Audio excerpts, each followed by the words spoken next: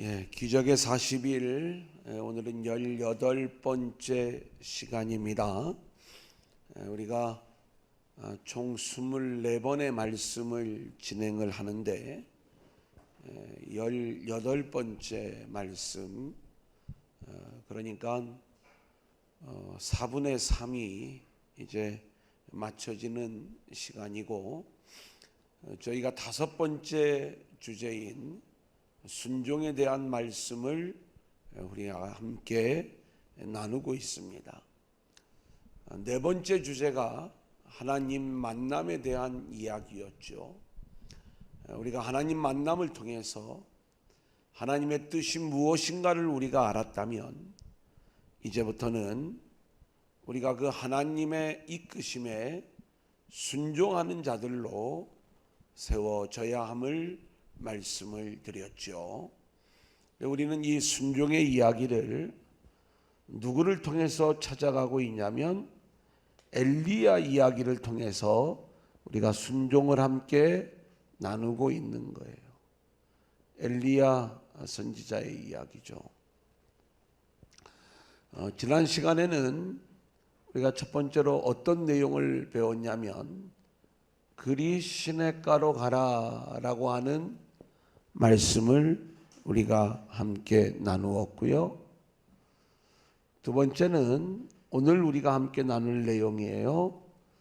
한번 따라해 볼까요? 사르밧으로 가라. 사르밧으로 가라. 자, 우리가 이제 다음 주에 공부할 내용이지만 세 번째 한번 따라해 볼까요? 아합 왕에게 가라. 아합 왕에게 가라. 자, 그 다음에 네 번째 한번 따라해 볼까요? 호렙산으로 가라. 호렙산으로 가라. 자, 하나님의 엘리야를 이끌어 가시는 그 네 가지 방향을 우리들이 함께 찾아보고, 이 방향 속에 담겨져 있는 순종의 내용들을 우리가 함께 나누고자 하는 거예요. 그리 시냇가로 가라라고 하는 것은 환경에 대한 순종을 하나님이 요구하시는 것입니다. 우리가 지난주에 함께 이 그리 시냇가에 대한, 지난 화요일에 그리 시냇가에 대한 이야기들을 함께 나누면서 이곳은 먹을 것이 없는 곳이고 물이 말라가는 곳이라고 했어요.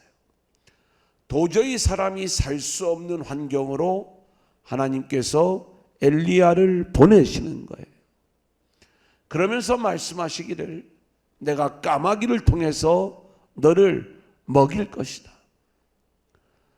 우리가 웬만해서는 순종할 수 없는 그러한 상황이지만 엘리야가 순종함으로 나아갔을 때에 실제로 하나님께서는 까마귀를 통해서 엘리야를 먹이시는데, 아침에도 이 까마귀가 떡과 고기를 가져왔고, 그리고 저녁에도 이 까마귀가 떡과 고기를 가져오는 이야기.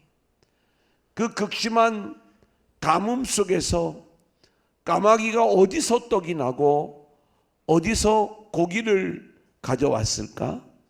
이것은 마치 광야에서 먹을 것이 없을 때 하나님께서 하늘의 만나를 내리셔서 이스라엘 백성들을 먹이셨던 것처럼 엘리야는 이곳에서 하나님이 공급해 주시는 하늘의 양식을 먹는 그 연단과 훈련을 받고 있음을 우리는 보게 되는 것입니다. 환경에 대한 순종.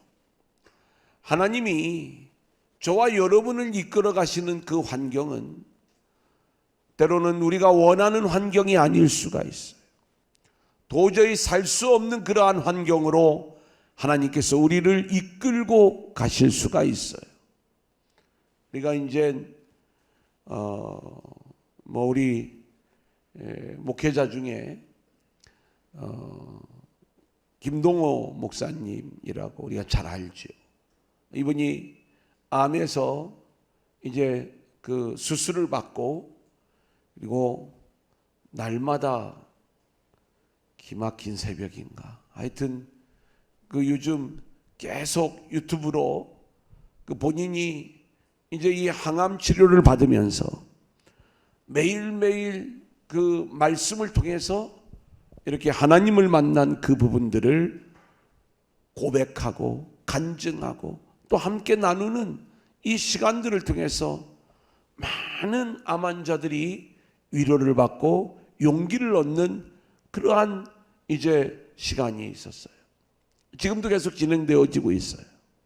자, 그런데 얼마 전에 또 내용을 보니까 이분이 또 다른 곳에 이 암이 발견이 되어져 가지고 우리가 이제 제가 좀 관여하고 있는 모임이 하나가 있는데 이 모임에서 이 김동호 목사님을 모시고 11월에 목회자 포럼을 진행하기로 했는데 좀 기도를 많이 해야 될 것 같습니다. 이 물질적인 환경, 건강의 환경, 이 모든 것들이 하나님이 우리를 끌고 가시는 환경과 연결이 되어지는 거죠. 그런데 그 환경이 도저히 우리가 견딜 수 없는 그러한 환경으로 하나님이 우리를 이끌어 가신다 할지라도 그 이끄심의 주체가 하나님이시라면 우리는 그 어떤 상황 속에서도 우리가 순종하며 나가야 된다. 이것을 우리가 첫 번째 순종의 이야기에서 함께 나누었습니다. 아멘. 저도 첫 목회지에 대한 간증을 하면서 정말 척박한 그러한 목회지였지만 왜 하나님께서 첫 번째 목회지로 저를 그곳으로 인도하셨는지 그것을 제가 깨달을 수가 있었다니까요. 자, 두 번째는 사르밧으로 가라라고 이야기했을 때 여기에 한 과부를 붙여주십니다. 우리는 두 번째로 우리가 오늘 공부해야 될 내용, 사람에 대한 순종이에요. 그러니까 하나님이 우리를 이끌어 가실 적에 우리에게 붙여주시는 사람이 있어요. 자, 저와 여러분의 인생에 우리가 문제들을 살펴볼 때 우리 인생에 어떤 문제가 있습니까? 아까 말씀드렸던 물질, 환경, 건강 이런 육적인 문제가 첫 번째 문제라면 또 하나의 문제는 우리에게 하나님이 붙여주시는 사람, 이 사람으로 인하여 우리가 겪게 되는 아픔과 어려움이 있는 거예요. 우리가 늘 좋은 사람을 만나기를 원하죠. 결혼할 적에도 좋은 배우자를 만나기를 원하고요. 또 자녀들은요, 좋은 부모를 만나기를 원하고요. 또 부모들은요, 우리 자녀들이 좋은 친구를 사귀기를 원하고요. 이렇게 또 우리는 교회 안에서 서로에게 좋은 성도가 되어서 그런 어떤 모습으로 우리가 좋은 만남이 되기를 원하는 게 있어요. 저는 개척을 하고 지금까지 오면서 하나님 앞에 저도 그런 기도를 드릴 때가 많아요. 특히 이 개척을 하고 아무도 없을 적에는 하나님 좀 일꾼을 좀 보내주세요. 좋은 성도를 좀 보내주세요. 제 마음속에 하나님께서 이 양 성도를 보내시려면 좀 능력 있는 성도를 보내어 주시든지 아니면 좋은 일꾼을 좀 보내어 주시든지 이것을 제가 요청을 하고 있더라니까요. 그런데 오늘 미리 결론을 말씀을 드리지만 하나님께서 우리에게 붙여주시는 사람은요, 그렇게 우리가 만만한 사람이 아닌 거예요. 우리는 뭔가 내가 만나는 사람을 통해서 위로받기를 원하고 그 사람이 나에게 힘이 되어주기를 원하고 그 사람을 통해서 내가 뭔가 채워지기를 원하는 이 마음들을 가지고 있지만 오히려 하나님이 붙여주시는 사람으로 인해서 내가 에너지가 뺏길 때가 더 많이 있고요.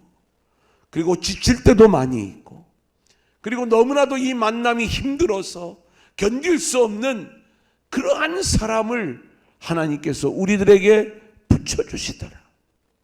근데 이러한 부분에 대해서도 우리는 아멘하고 순종하면서 하나님이 우리에게 붙여주신 사람에게 순종하며 나아갈 수 있는 저와 여러분들이 되어야 할 줄로 믿습니다. 아멘. 그래서 우리가 이번 기적의 40일에 왔을 때 어떤 분은 이 사람에 대한 문제를 가지고 이 기도의 제목을 삼고 그렇게 하나님의 응답을 기대하며 이 자리에 나온 성도님들이 계실지 모르겠어요.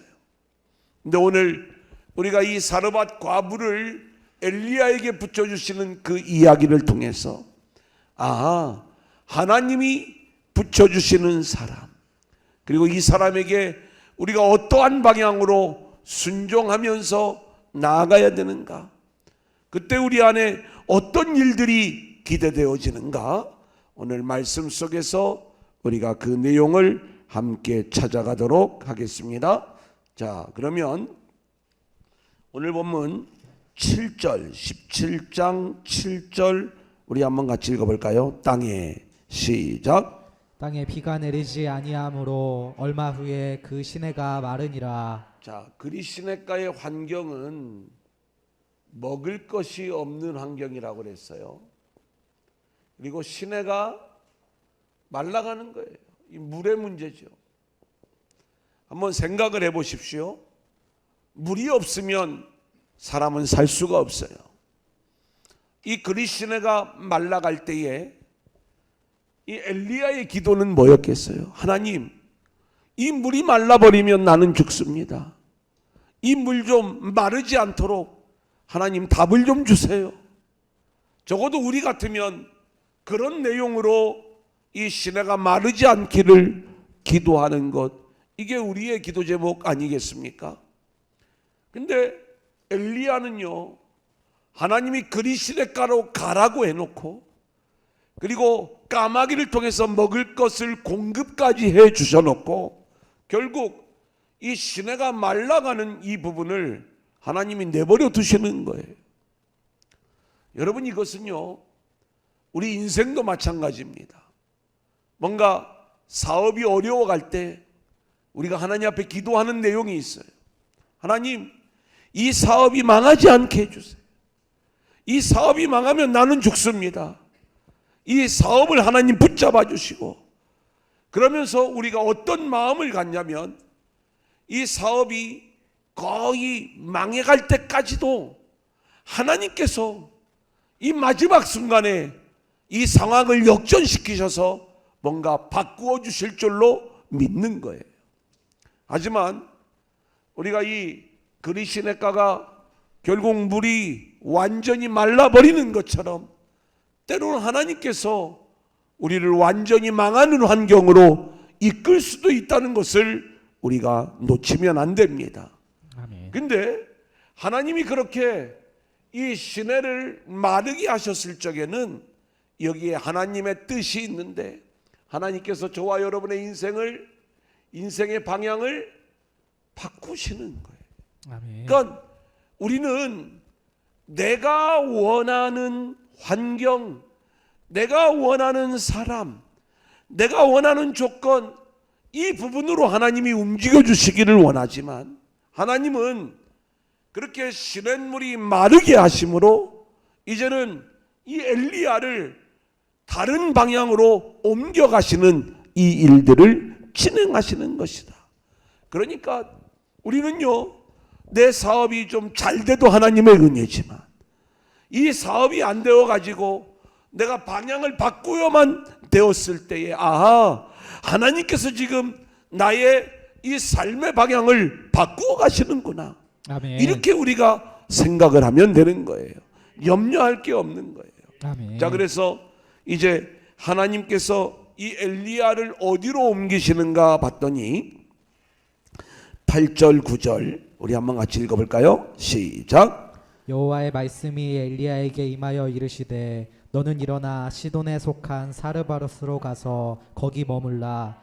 내가 그곳 과부에게 명령하여 내게 음식을 주게 하였느니라. 자, 이제 우리가 지도를 좀 한번 또 그려보겠습니다. 지금 엘리야가 어디에 있었냐면 여기 그리 시내에 있었다고 했어요. 그런데 여기에 있던 이 엘리야에게 더 이상 이곳이 엘리야가 견딜 수 없는 그러한 곳이 됐어요. 물이 완전히 말라버리죠. 그래서 이 이스라엘 가나안 땅 윗지역에 보면 두로와 시돈이라고 하는 나라가 있다고 했죠. 근데 이 시돈에 속한 사르밧으로 가라. 여기에 사르밧이라고 하는 지역이 있는 거예요. 이곳에 가면 너가 지금 한 과부를 만나게 될 거야. 이 사르밧에 있는 이 과부를 가서 만나고 그 과부를 통해서 너가 거기서 먹을 수 있도록 내가 이 과부에게 명령을 내렸으니까 이 과부가 공개해 주는 것 그건 먹고 그리고 거기에 숨어 있어. 이렇게 이야기를 하는 거죠. 이 시돈에 속한 사르밧이라고 하는 환경도 문제지만 이 과부를 붙여주셨을 때 이 과부의 문제가 오늘 우리가 함께 공부를 하고자 하는 거예요. 이 시돈은요, 지금 왜 엘리야가 이렇게 숨어 다니는 모양이 되었냐면 그 당시에 북쪽 이스라엘의 왕이 아합 왕이라고 이야기했고요. 이 아합 왕이 이세벨이라고 하는 여인과 결혼을 하는 바람에 북이스라엘이 여호와 하나님을 섬기는 나라에서 바알을 섬기는 나라로 바뀌어지고 여호와 하나님을 섬기는 선지자들이 핍박을 받는 상황이 오게 되었다 말씀을 드렸어요. 거기에 아주 문제가 되는 사람이 이세벨이라고 하는 여인이었던 것이죠. 그런데 그 이세벨이 이 두로와 시돈의 왕이었던 엣바알의 딸이라고 말씀을 드렸어요. 그러니까 이 시돈은요, 바알을 섬기는 그러한 지역이고 이곳은 철저히 적의 심장부와도 같은 그러한 곳이다. 그러니까 안전한 곳이 절대 될 수가 없는 거예요. 일본 우리가 이제 식민지 생활을 할 때 독립운동을 하던 사람들이 마침 그 일본의 심장부에 들어가서 거기서 숨어 지내는 것 같은 그러한 위험한 장소가 시돈이고, 그런데 하나님의 말씀이기 때문에 이 시돈에 속한 사르밧으로 가서 하나님이 말씀하시는 이 과부를 만나는 거죠. 자, 9절을 다시 한번 뒷부분을 읽어보면 내가 그곳 과부에게 명령하여 내게 음식을 주게 하였느니라. 자, 그리시네가로 갔을 적에는 하나님이 누구를 통해서 먹여주셨어요? 까마귀를 통해서 먹여주셨어요. 자, 이번에는 이 사르밧에 가면 어떤 한 여인을 만나. 그 여인이 과부예요. 그런데 이 과부, 누군지는 모르지만 이 과부를 만나면 그 과부를 통해서 먹을 것을 하나님이 해결해 주신다는 이야기를 말씀하고 있는 거예요. 실제로 하나님이 엘리야가 가기 전에 이 과부에게 말씀하셨겠죠. 내가 너에게 내 종을 보낼 텐데 내 종이 오면 그 종이 먹을 것들을 내가 책임져야 된다. 어떻게 하나님이 말씀을 하셨는지는 성경에 나와 있지 않으니까 그 내용을 우리가 정확하게 이야기할 수는 없지만 뭔가 이 과부가 분명히 알아들을 수 있는 방법으로 하나님께서 이 여인에게 말씀하셨을 거예요. 이제 드디어 엘리야가 사르밧으로 갑니다. 10절 우리 한번 같이 읽어볼까요? 그가 시작. 그가 일어나 사르밧으로 가서 성문에 이를 때에 한 과부가 그곳에서 나뭇가지를 줍는지라. 이에 불러 이르되 청하건대 그릇에 물을 조금 가져다가 내가 마시게 하라. 11절. 그가 가지러 갈 때에 엘리야가 그를 불러 이르되 청하건대 내 손에 떡 한 조각을 내게로 가져오라. 자, 극심한 가뭄의 때인데 이 그리시네로부터 이 시돈에 속한 사르밧까지 엘리야가 순종하면서 먼 길을 여행하는 거예요. 과연 사르밧에 가보니까 한 과부가 나뭇가지를 줍고 있는 거예요. 왜 이 과부임을 금방 알아볼 수 있냐면, 당시에 가나안 땅을 비롯해서 이 고대 근동 지역에서는 이 과부의 옷이라는 게 있어요. 그래서 이것은 마치 그 당시에 사회적 약자를 보호해주는 그러한 법이 있어서 이 과부가 과부의 복장을 입고 나뭇가지를 줍거나, 또 이 당시에는 극심한 기근에 있대라 이런 일들을 기대할 수는 없지만, 농사를 짓고 곡식을 거둘 때 이삭을 남겨두면 그런 이삭을 줍는 그러한 일들을 이 과부들이 할 수가 있었고, 그것을 보호하도록. 그래 이제 가보니까 실제로 이 과부가 뭔가를 줍고 있는 거예요. 하나님이 자신에게 붙여주신 사람이라는 것을 엘리야는 알 수가 있었어요. 그래가지고 이 여인에게 이야기하는 거예요. 얼마나 목이 말랐겠어요. 또 배가 고팠겠어요. 나를 위해서 물 좀 가져다 주시오. 그러니까 이 과부가 물을 가지러 가는 거예요. 그때 엘리야가 한마디 더 합니다. 내가 너무 배가 고프니까 나를 위해서 떡을 좀 만들어다 주시오. 이제 마실 물과 먹을 떡을 요구하고 있는 거죠. 자, 그런데 이 여인의 대답을 우리가 한번 볼까요? 12절 그가 시작. 그가 이르되 당신의 하나님 여호와께서 살아계심을 두고 맹세하노니 나는 떡이 없고 다만 통에 가루 한 움큼과 병에 기름 조금뿐이라. 내가 나뭇가지 둘을 주어다가 나와 내 아들을 위하여 음식을 만들어 먹고 그 후에는 죽으리라. 여러분 여기 한번 보세요. 이 과부의 이야기. 이 과부에게 하나님이 분명히 말씀을 하셨어요. 뭐라고 이야기를 하냐면, 내가 당신에게 내 종을 보낼 텐데 내 종이 당신에게 오면 그가 요청하는 것들을 당신이 잘 들어주고, 특별히 잘 먹고 또 지낼 수 있도록 그 종을 좀 섬겨야 된다, 이 이야기를 한 거예요. 어느 날 그 엘리야가 와서 물을 요청을 하고 먹을 것을 요청을 했을 때 이 과부는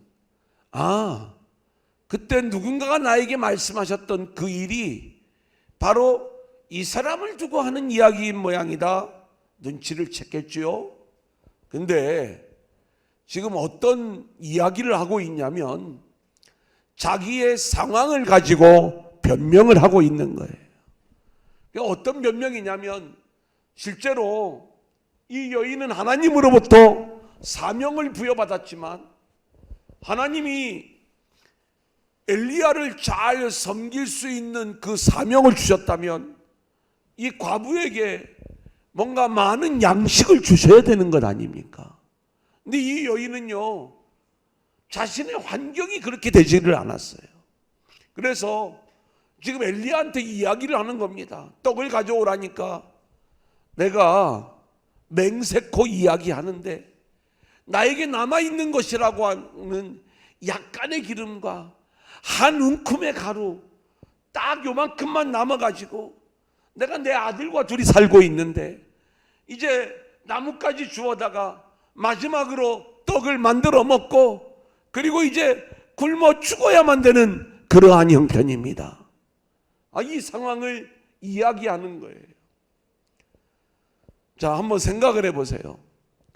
하나님이 이 그리시네에 있던 엘리야를 저 먼 나라 시돈의 사르밧에 있는 과부에게 보냈을 적에 이 과부가 돈 많은 과부였으면 얼마나 좋았을까? 그죠? 능력 있는 과부였으면 얼마나 좋았을까? 그런데 하나님이 붙여주신 이 여인은 어떤 여인이었어요? 찢어지게 가난했어요.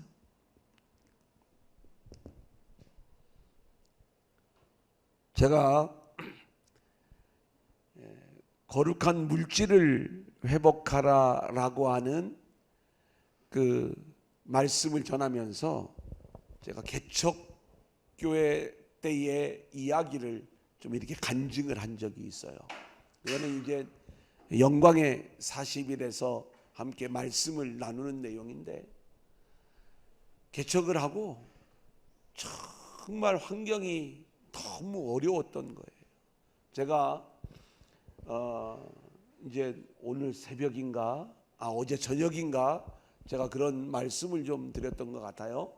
뭐냐면 정말 이 코로나19로 인해서 이 고통을 겪고 있는 이 작은 교회들의 이야기, 제 후배 목회자 중에 한 분이 열심히 목회를 해서 이제 교회가 자립을 하고 어느 정도 막 탄력을 받고 성장을 해 나갈 때, 이제 교회를 지금 공간이 너무 작기 때문에 좀 믿음을 발휘해서 큰 공간을 얻고, 그리고 그곳에서 새롭게 어렵지만 막 이 성구들을 새롭게 다 준비하고, 그리고 이제 교회가 옮겨왔어요.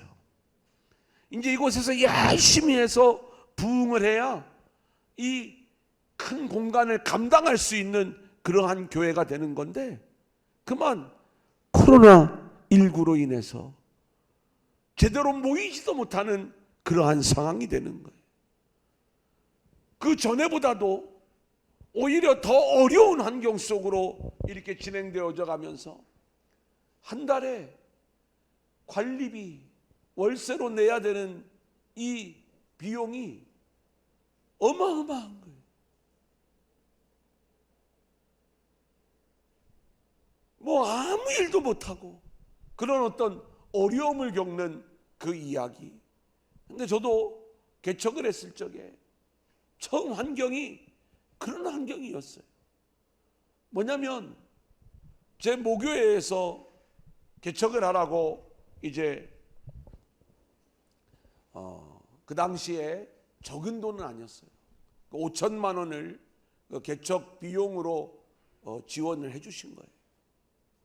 근데 그 5천만 원이면 충분히 공간을 얻을 줄 알았는데, 적어도 큰 욕심을 부린 게 아니에요. 근데 그 지역이 둔산동이어서 처음에 꼭 얻고 싶은 그 자리가 있었는데 1억 5천을 달라고, 전세를. 아유, 안 되겠다. 그래서 다른 곳을 막 돌아다녀 봤더니 얻을 수 있는 곳은 자그마한 지하밖에 없는 거예요.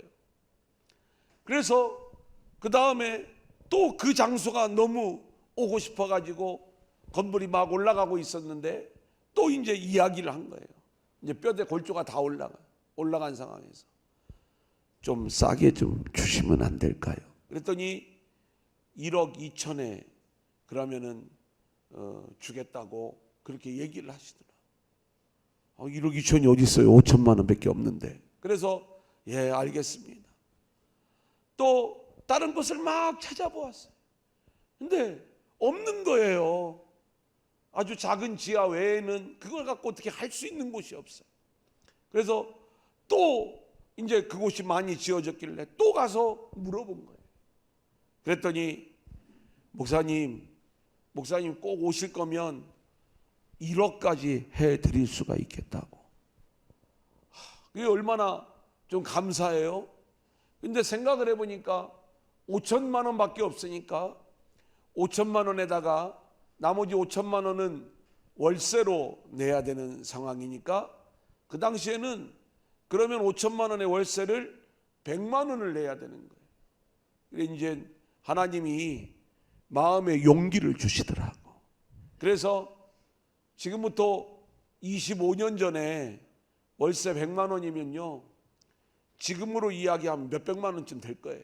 느낌이. 교인도 하나도 없는데. 근데 마음에 그런 이 내용을 주시는데 도저히 5천만 원에 100만 원씩 내는 게 자신이 없어가지고 이제 계약서를 쓸 때는 또 한 번 사정을 했어요. 그랬더니 정말 주인이 제가 해달라는 대로 다 해주는 거예요. 그게 이제 5천만 원에 80만 원으로 이렇게 이제 계약서를 쓰게 됐어요. 월세를. 그래 이제 그렇게 썼으니까 제가 그 다음부터 기도를 어떻게 했겠어요? 하나님, 능력 있는 부자 좀 많이 보내주시고. 그래서 이제 이 교회를 이끌어 나갈 때 좀 이왕이면 능력 있는 사람, 힘 있는 사람, 뭐 이런 사람들 좀 보내달라고 막 기도하지 않았겠어요? 왜 또 그런 눈으로들 보세요? 아니, 제가 그때 당시에 정말 뭐 이 교인이 아무도 없는 그러한 상태 속에서 하나님 앞에 제가 어떤 기도를 드렸겠느냐 한번 생각을 해보세요. 얼마나 그 상황이 처참해요. 제가 그 지난 시간에 간증을 했던 것처럼 이렇게 이제 그 월세만 낸다고 해서 해결되는 것도 아니고, 그때 조만한 봉고차가 하나 있었는데 이 차도 운행을 해야 되고, 또 저하고 아내하고 둘이 먹고도 살아야 되고, 교회 관리비도 내야 되고, 그래서 막 계산을 해봤어. 얼마가 있어야 살까? 그랬더니 최소한 한 달에 300만 원은 헌금이 들어와야 내가 아주 그냥 아무것도 하나도 안 쓰고 기본적인 최소한의 삶을 살겠더라.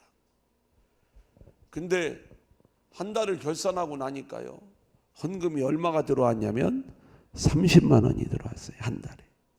그러니까 얼마가 빵꾸가 난 거예요. 300만 원이 필요한데 30만 원밖에 헌금이 안 들어오니까요, 제가 빚을 지게 되더라고. 그때 하필이면 그때 카드가 없었어야 되는데 카드가 있으니까 이 카드로 사는 거예요. 그 카드로 사는 돌려막기라는 말 혹시 들어보셨어요?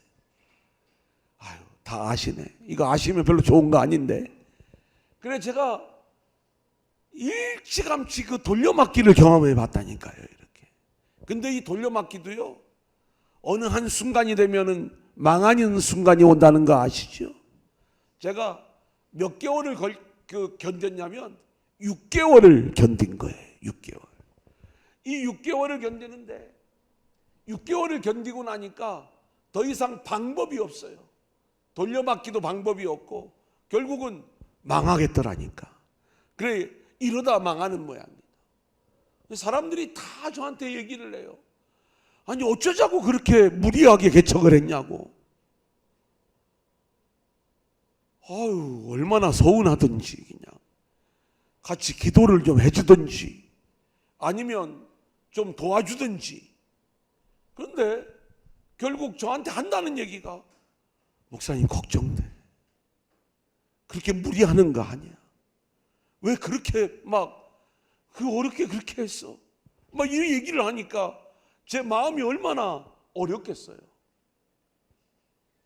근데 개척교회 여러분 오시는 성도님들 아시죠? 뭐 제가 뭐 자꾸 이제 이런 이야기, 막 하나님 좀 이왕이면 막 일꾼들 좀 보내주셔서 막 전도의 일꾼 좀 보내주시고, 또 이 세상에서 좀 능력 있는 사람을 보내주셔서 그냥 뭔가 헌금을 해도 좀 빵빵하게 헌금을 해가지고 이 상황을 좀 빨리 극복해 나가고 싶은 것, 이게 우리들의 마음 아니겠어요? 근데요, 제가 뭐 이런 이야기를 해서 굉장히 죄송하지만 진짜 옛날에는요, 믿음 있는 사람들이 작은 교회 가가지고 생명 걸고 열심히 섬겼던 그때가 있었어요. 근데 그 시기는 진짜 잠깐이에요. 이제 어느 순간부터는요, 모든 사람들이요, 이왕이면 좋은 환경의 교회를 가려고 그래. 작은 교회 눈에도 안 들어와. 뭐 가려고 아예 마음을 먹지를 않아요. 그러면 한번 생각을 해보세요. 이게 모든 사람들의 마음이 다 똑같아. 그러면 처음에 가는 교회는 어떤 교회예요? 교회 근처에 뭔가 멋지게 세워진 교회가 있으면요, 그 교회를 다 먼저 가보는 거예요. 근데요, 이 작은 교회를 오는 사람이 있더라니까. 누가 오냐면 이 큰 교회에서 뭔가 상처를 받아, 마음에. 어떤 상황인지는 모르지만 이 마음의 상처가 되면 나와. 다른 큰 교회를 갔는데 거기서 또 상처를 받아. 그게 이제 여기저기서 상처를 받다 보면 이제는 작은 교회를 가볼까. 작은 교회를 가니까 목사님이 또 사모님이 아이고 오셨냐고. 그래 이제 왜요? 거기는 한 영혼이 오면 너무나도 귀하니까 그냥 오는 그 영혼이 귀해가지고 막 이뻐해주고 사랑해주고 그러면서 그렇게 위해주는 거예요.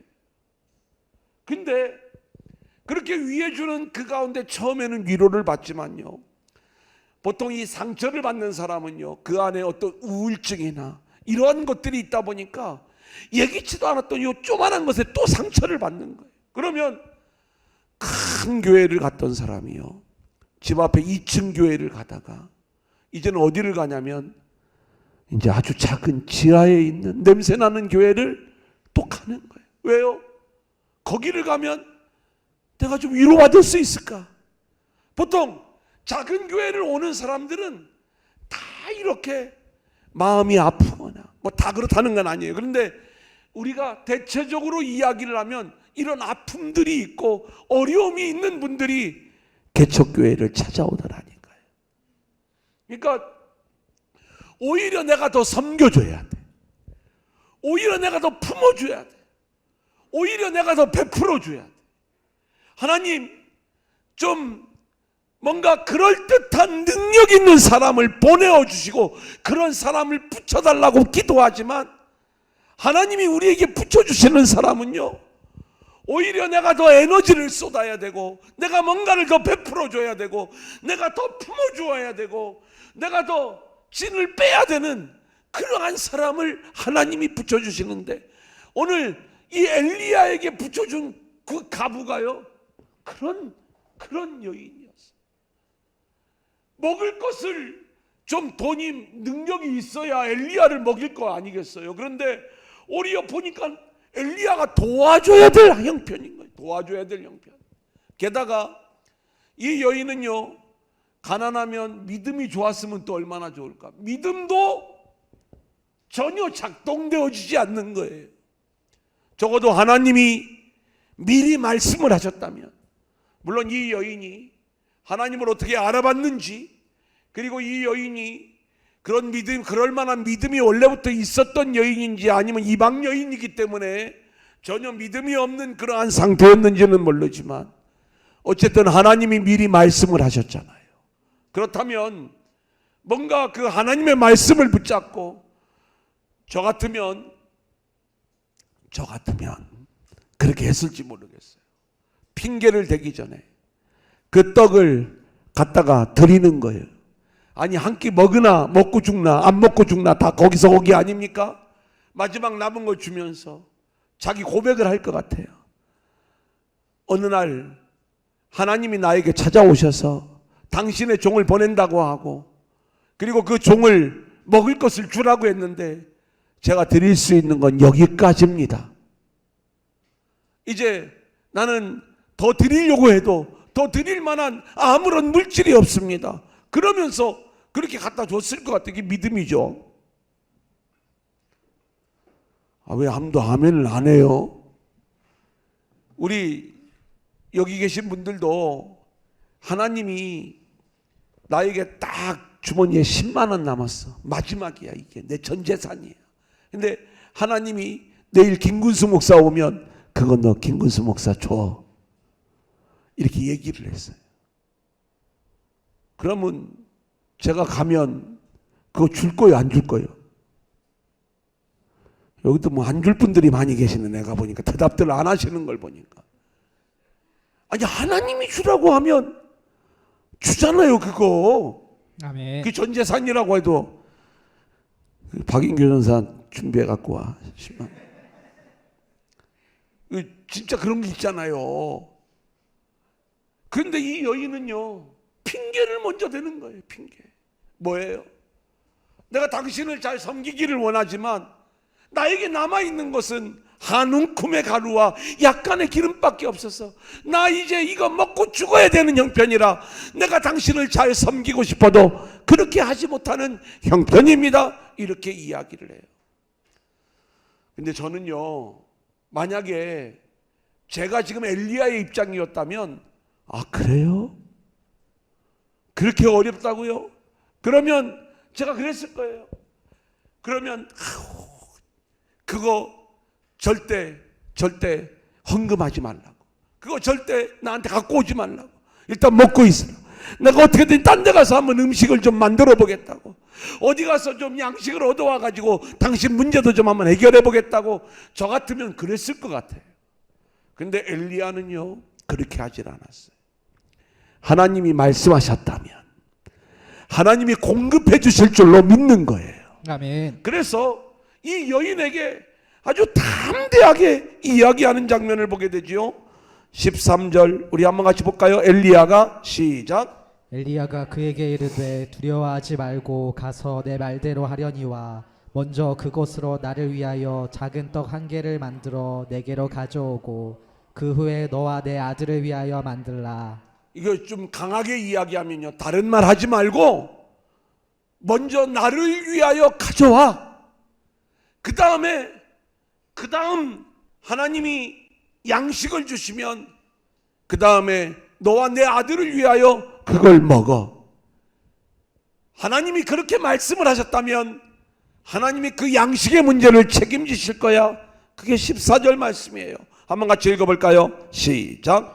이스라엘의 하나님 여호와의 말씀이 나 여호와가 비를 지면에 내리는 날까지 그 통의 가루가 떨어지지 아니하고 그 병의 기름이 없어지지 아니하리라 하셨느니라. 하나님이 당신에게 나타나셔가지고 나를 공개하라고 얘기했잖아. 이게 엘리야가 들은 말씀이에요. 그러면 하나님이 당신이 가지고 있는 그 통의 가루와 그 병의 기름이 마르지 않고 다하지 아니하도록 하나님이 책임져 주실 거야. 아멘. 걱정하지 말고 나한테 먼저 음식 만들어 가지고 와. 이렇게 이야기를 하는 거예요. 엘리야가 어떻게 이 이야기를 할 수 있었을까요? 엘리야는요 이미 그리 시냇가에서 까마귀를 통해서 그 극심한 가뭄의 때에 하나님이 생명의 양식을 먹여주시는 것들을 경험했던 선지자였어요. 그렇기 때문에 이 양식이 사람에게서 나오는 게 아니라 하나님에게서 나오는 걸 알고 있었기 때문에 하나님이 책임지실 거야. 염려하지 말고 나한테 가져와. 만약에요 우리처럼 하나님이 붙여주시는 사람이 이 사람이 아닌 모양이다. 이 사람은 능력도 없어 믿음도 없어. 다른 사람인 모양이다. 엘리야가 다른 과부를 찾아 나섰다면 엘리야도 죽고 이 과부도 죽고 모두가 다 굶어 죽을 수밖에 없었을 거예요. 하나님이 붙여주신 사람이 이렇게 어렵고 믿음도 없는 그러한 여인이었지만 엘리야는 하나님이 붙여주신 이 사람 앞에 순종하면서 그 여인의 믿음을 고쳐주고 있는 이 장면을 보게 되는 거예요. 이 여인은요 이 엘리야의 이야기를 들으면서 결국 순종할 수밖에 없었어요. 왜냐? 뭐 어떤 믿음이었는지는 모르지만 우리가 이제 그 다음 두 번째로 오늘 다루게 되는 내용을 보면 이 여인이 뭔가 어마어마한 믿음이 있어서 그랬던 것 같지는 않아요. 엘리야의 말씀을 들어보니까 그렇다면 내가 이 마지막 한 끼를 먹고 주거나 아니면 그 말씀을 한번 들어보고 주거나 그게 뭐 거의 믿져야 본전이다 하는 그러한 마음을 가지고 순종했을지도 모르겠어요. 어쨌든 순종하는데 놀라운 일이 일어나는 거예요. 15절 16절 우리 한번 같이 볼까요? 시작. 그가 가서 엘리야의 말대로 하였더니 그와 엘리야와 그의 식구가 여러 날 먹었으나 여호와께서 엘리야를 통하여 하신 말씀같이 통의 가루가 떨어지지 아니하고 병에 기름이 없어지지 아니하니라. 자, 여기를 좀 잠깐 보세요. 이게 밀가루 통이에요. 이건 기름병이에요. 그런데 지금 엘리야가 도착했을 적에는 이제 마지막 한 끼 분량만 이렇게 딱 남아 있었어요. 근데 이걸 가지고 엘리야를 공개하라고 하나님의 말씀대로 하면 하나님이 나머지는 알아서 책임지실 거야. 그러면 하나님이 책임져 주실 테니까 그 다음에 너와 내 아들을 위해서 그 음식을 해서 먹어라, 이렇게 이야기했을 때 이 여인의 순종이 사실은 불완전한 순종이었어요. 그 다음에 우리가 내용을 보면 불완전한 순종이지만 실제로 그렇게 순종을 하고 나니까 하나님께서 이 여인의 집에 그 통의 가루가 다하지 아니하고 그 병의 기름이 마르지 않는 축복을 주셨다는 거예요. 여러분, 이 이야기는 뭐냐면 하나님이 딱 이렇게 이 부분들을 순종을 하니까 밀가루를 리필시켜 주시고 기름을 리필시켜 줬다는 얘기 아닙니까? 그런데 이걸 채워주실 때 우리가 오늘 이 말씀의 본문을 보면 끝까지 완충을 시켜주신 게 아니라 마지막 먹을 만큼씩만, 이만큼씩만 계속 하나님이 채워주시는 것. 마치 까마귀를 통하여 엘리야를 먹이실 때 아침에는 아침 한 끼, 저녁에는 저녁 한 끼, 꼭 그때그때 필요한 분량만 먹여주시는 것처럼 우리가 이 기적의 40일에 올 때요, 우리가 알아야 될 부분들이 있어요. 아마 어떤 분들은 환경의 문제 때문에 이 자리에 함께 하시는 분들이 있을 거고, 어떤 때는 사람의 문제로 인하여 우리가 이 자리에 이 말씀의 사역에 함께 하시는 분들이 있을 거예요. 자, 그런데 하나님이 우리를 이끌어 가실 때 우리는 뭔가 이 땅의 문제 속에서 하나님께서 한 번에 모든 문제들을 다 풀어주시기를 원하는 그러한 마음이 있지만 하나님은 지금 이러한 과정들을 통해서 하나님의 일을 진행해 나가시는 거예요. 아멘. 자, 그렇다면 우리는 지금 이 엘리야를 통해서 우리가 가만히 보면 지금 이 일들을 진행을 하는 게 이 과부에게 엘리야를 먹여 살려라 이렇게 하나님이 명령을 하신 것 같지만 실제로 이 과부는 엘리야로 인하여 양식을 얻게 되었고, 그리고 엘리야로 인하여 그의 운명이 생명, 살아날 수 있는 운명이 되었음을 알고 이제는 이 엘리야를 섬기는 이 일에 최선을 다했어야 되는 거예요. 근데 이 여인은요, 그 사명을 감당하지 못해요. 이게 어디 나오느냐 한번 볼까요? 17절. 이 일 후에 시작. 이 일 후에 그 집 주인 되는 여인의 아들이 병들어 증세가 심히 위중하다가 숨이 끊어진지라. 자, 이 사르밧 과부의 아들이 갑자기 죽게 되는 거예요. 자, 이 아들이 죽었어요. 근데 그 죽음을 가지고 이 사르밧 과부가 엘리야를 원망하는 장면이 18절에 나와요. 여인이 시작. 여인이 엘리야에게 이르되 하나님의 사람이여 당신이 나와 더불어 무슨 상관이 있기로 내 죄를 생각나게 하고 또 내 아들을 죽게 하려고 내게 오셨나이까. 자, 이 과부가 지금 엘리야에게 뭐를 하고 있어요? 원망을 하고 있는 거예요. 원망을. 그 원망을 하는 이유가 뭐냐면 왜 당신이 내게 오셨습니까? 엘리야가 자기에게 온 게 사실은 하나님의 은혜거든요. 그런데 그 하나님의 은혜를 지금 이 과부는요 놓치고 있었던 거예요. 하나님께서 뭔가 이 먹을 것의 문제를 해결해 주실 적에 이 여인은 뭘 알아야 됐냐면 자기는 원래 죽을 수밖에 없는 운명이었는데 아멘. 그 죽을 수밖에 없는 자기를 살려주신 하나님의 은혜를 깨달았어야 되는 거예요. 아멘. 지금 이 여인이 해결받은 것은요, 단순히 물질의 문제를 해결받은 게 아니라 뭘 해결받았어요? 생명의 문제를 해결받은 거예요. 아멘. 엘리야를 안 만났으면 어떻게 됐어요? 한 끼 먹고 죽었잖아요. 지금 마지막으로 이거 먹고 죽으려고 한다고 그랬잖아요. 그러면 이 과부는요, 이 아들이 원래 죽을 운명이요, 살 운명이에요. 죽을 운명이죠. 자기도 죽을 운명이에요, 살 운명이에요. 죽을 운명이죠.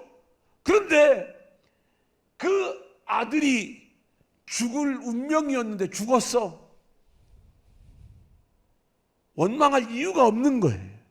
하나님이 이 아들을 죽였다가 살리시는 이유가 있는 거예요. 지금 이 사르밧 과부는 하나님이 하시는 일을 이 물질의 차원에서, 양식의 차원에서만 이 내용을 보고 있었기 때문에 엘리야가 어떤 사람인가를 온전히 알지 못했던 거예요. 이 양식의 차원에서만 엘리야를 섬기고 있었던 것이지, 이 엘리야를 섬김으로 인해서, 엘리야가 자신에게 옴으로 인해서 죽을 운명이었던 내가 살아나게 되었구나. 여러분, 이번 기적의 40일에 하나님께서 저와 여러분의 이 물질의 문제도 해결해 주실 줄로 믿습니다. 아멘. 그때 우리가 놓치지 말아야 될 것이 있어요. 하나님이 나에게 단순히 이 물질의 문제만 해결해 주시는 게 아니라 죽을 운명이었던 나를 생명으로 바꾸어 놓으셨구나. 아멘. 우리가 이 믿음을 우리가 깨닫지 못하면은요, 하나님이 그 아들을 데려가셨다가 다시 살리신다니까요. 이 일들을 하시는 이유가 뭐예요? 지금 하나님이 진짜로 하시는 일이 지금 먹을 거 너 채워준 정도가 아니야. 죽을 운명이었던 너희를 살리기 위하여 내가 나의 종 엘리야를 너한테 보낸 거야. 이걸 알기를 원했던 거예요. 근데 이 여인은요, 이걸 깨닫지 못하고 단순히 엘리야를 통해서 육적인 양식만 공급받는 줄 알았어. 그게 본인이 그 세상적인 기준을 가지고 이 엘리야를 섬기다 보니까 엘리야가 어떤 존재인지를 온전히 알지를 못하는 거죠. 저 사람이 있어서 내 앞길이 좀 풀리는 것 같다, 요 정도인 거예요. 저 사람이 와가지고 먹을 것은 지금 풀리고 있는 것 같은데 요 정도로만 엘리야를 대하고 있는 거예요. 하나님은 이 여인에게 더 본질적인 일들을 진행하시기 위하여 아들을 데려가시죠. 이 과부가 엘리야를 원망할 때 두 가지를 이야기합니다. 하나는 자기의 죄가 생각났다는 거예요. 죄. 이 죄가 뭔지를 성경은 얘기하고 있지 않아요. 그런데 제가 좀 이따 말씀을 드릴게요. 두 번째는 왜 나에게 왔냐, 이거예요. 근데 실제로 이 과부의 죄는 지금 엘리야가 이 과부에게 온 일과 연결되어서 나타나는 죄인 거예요. 그렇다면 이 여인은 어떤 마음이었냐면, 지금 하나님이 자신에게 말씀하셨던 대로 이 엘리야를 온전히 섬기는 일에 자신이 실패했다는 걸 알고 아는 거예요. 아들의 죽음으로 그 죄가 생각이 나는 거예요. 내가 이 엘리야를 통해서 우리 집에 음식이 있게 된 것, 이걸 내가 즐길 줄은 알았는데 이 엘리야를 제대로 섬기는 것, 이 일에 내가 실패했구나. 그래서 그 죄로 인하여 내 아들이 죽었구나. 이 이야기를 이제 엘리야 앞에서 원망하듯이 하는 거예요. 실제로요, 이 과부가, 제가 흔히 그리는 그림이 있어요. 이스라엘의 가옥 구조를 보면 이게 방이고요, 이 위가 다락방입니다. 이 아들이 죽으니까 엘리야가 이 아들을 안고 어디로 올라가냐면 이 다락방으로 올라가는 거예요. 그러니까 이 다락방은요, 자기가 거처하던 곳이, 여기에 엘리야가 여기를 살았어요. 엘리야가 여기를 살고, 이 방에는요 과부와 아들이 사는 거예요. 우리가 이 내용을 좀 묵상해 보면, 뭐 그냥 묵상하는 내용이지만, 여러분, 과부와 아들이 안방을 차지하고 있고요, 그 다락방에 이 엘리야가 거처를 했을 때에 이 엘리야의 고충이 얼마나 힘들었을까 우리가 좀 충분히 생각할 수 있는 부분이에요. 우리가 뭐 육적으로 잘 대해준다고 해가지고 그것이 어떤 뭐 어마어마한 이런 부분들이 있겠냐 이렇게 우리가 얘기할 수 있을지 모릅니다만은, 여러분, 이 엘리야를 통해서 하나님께서 생명의 길을 열어주셨다는 것들을 안다면, 적어도 이 과부는요 그렇게 이 엘리야를 대해서는 안 되었던 거예요. 실제로 제가 이제 어렸을 때 저는 저의 부모님을 늘 기억을 해요. 어렸을 때는 집에 방이 다 두 칸이잖아요, 보통. 안방에는 엄마하고 아버지하고 주무시고, 그리고 건넌방에서 우리 삼형제가 늘 같이 잤어요. 근데 어떤 날은 저희 어머니가 막 청소를 해요. 우리는 아들만 삼형제라 집이 늘 지저분했어요. 그러니까 우리 어머니도 포기를 했어. 근데 그날은 막 열심히 청소를 하시더라고, 안방을. 그러더니 한 번도 안 쓴 이불을요 막 피는 거예요. 그리고 이상하게 그날은요 어머니가 아버지하고 이 건넌방에서 우리 삼형제하고 5 식구가 같은 방에서 자고, 그 무슨 일인가를 몰랐어요. 근데 다음날 아침에 일어나 보니까 목사님 부부가 와서 거기서 주무셨던 거예요. 예, 전에 우리 부모님이 모셨던 목사님이 이제 시골에 목회를 하시다가 대전에 볼일이 있어서 오시는데, 이제 하루에 왔다가 이 볼일을 다 못 보니까 이제 연락을 하신 거예요, 저희 부모님한테. 부모님이, 그 목사님이 지금이야 뭐 찜질방도 있고 뭐 여러 가지 우리 갈 데가 많이 있고 누가 거기를 가서 이렇게 자겠어요. 그런데 옛날에는 다 그랬어요. 목사님들이 뭐 돈이 있습니까? 뭐가 있습니까? 그러니까 저희 집에 와서 이렇게 묵으시는 거예요. 그래 이제 와서 주무시고요. 아침이 되니까 막 계란을 막 후라이를 하고 김을 굽고 막 이러면서, 이야. 그래 이제 목사님, 사모님 거기서 이제 아침 드시고 이제 가실 적에 우리 기다리는 거죠. 저걸 남겨야 되는데 남기나 안 남기나 이제 이거 계속 보면서 어김없이 좀 남겨주셨어요. 그래가지고 그러면 또 그걸 먹고 학교를 가고. 저희 부모님도요 목사님 섬기는데 최선을 다해서 섬기더라고. 그렇게. 아니 이 과부가요 자기가 안방을 딱 차지하고 엘리야는 다락방에 가서 이 거주하게 하는 이 모습을 보면서 우리가 좀 한번 생각을 해보면은 참 이 엘리야가 얼마나 좀 힘들었겠는가, 이 부분도 좀 생각이 나더라. 이 얘기, 성경에 뭐 그런 얘기가 기록되어 있는 건 아니지만 지금 엘리야가 자기가 거처하던 다락에 올라갔다고 이야기하잖아요.